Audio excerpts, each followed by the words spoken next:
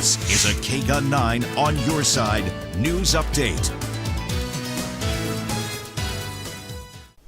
A local woman is using the power of words to uplift the homeless community in Tucson. 9 On Your Side's Veronica Vernaccio joining us in studio this morning to tell us how a newspaper may help get people off the streets. Veronica, good morning.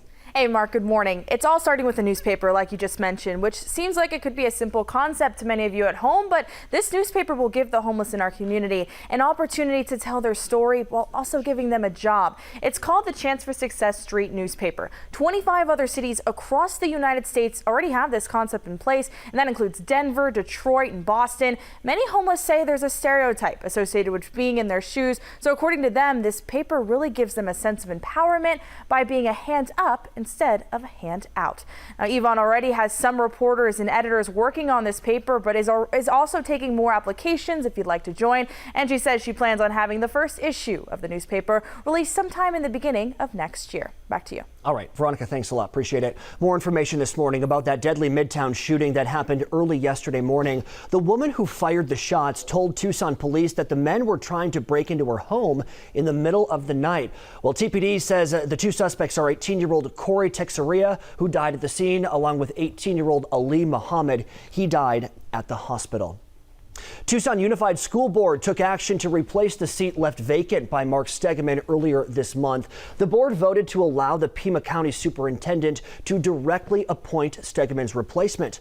The board will not provide their own list of candidates. They voted to skip any other process, including calling for a special election until the end of Stegman's term. That's December of 2020.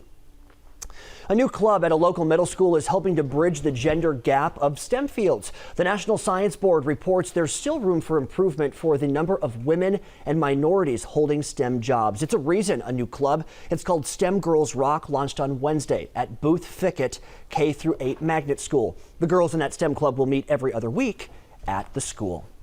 A Greenfield School will open later this month, actually reopen. It's going to reopen as a charter school, in fact. The Northwest Side School shut down more than 3 months ago after it was operating for like 86 years as a private school.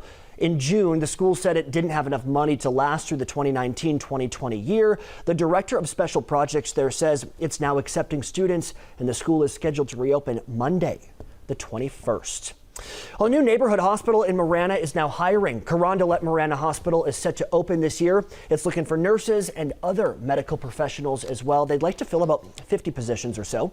The hospital will have a 13-bed emergency department, 1 operating room, 8 patient beds as well. All right. Nice morning out there, April. Good morning to you. What's happening? It is very nice out there. We are seeing right around 69 degrees. Not a lot of wind just yet, so this is the time you want to get out for that jog, that hike, maybe even a little golf game. However, I would do it early because later today that wind is expected to pick right back up today and tomorrow. It's bringing on cooler temps, though, getting back to those seasonal norms finally, from 93 down to the 80s for the weekend, and then we'll hold on to the 80s for the majority, I'd say, of the week, but maybe getting those 90s back by Wednesday.